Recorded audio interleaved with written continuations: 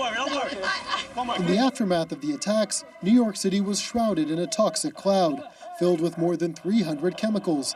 At the time, many first responders gave little thought to their own health, rushing in to help others. That's just instinctual. It's part of who you are. Among them, former volunteer firefighter Dan Moynihan. He spent a month at Ground Zero helping clear the debris. 14 years later, he has a long list of health issues.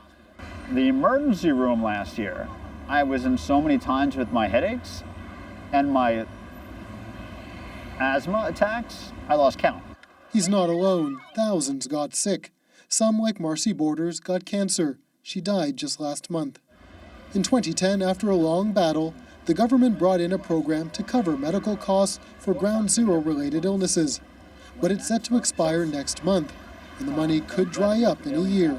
All these hospitalizations, all these emergency room visits, all these doctor visits would add up to so much money so quickly that I don't know where it'd be. John Feel is a former Ground Zero construction worker turned advocate. He fought to get the first bill passed and is leading the charge for renewal. The $64,000 question is, for how long? Are they going to give us another 5 years? Which is unacceptable. You know, we're asking for a permanently extended bill. Under what? How, are you objecting to this bill? How? Why? What? John Stewart has been a strong voice for the cause. He's going with Feel and others to D.C. next week to make the case for at least $10 billion to be set aside for a permanent program.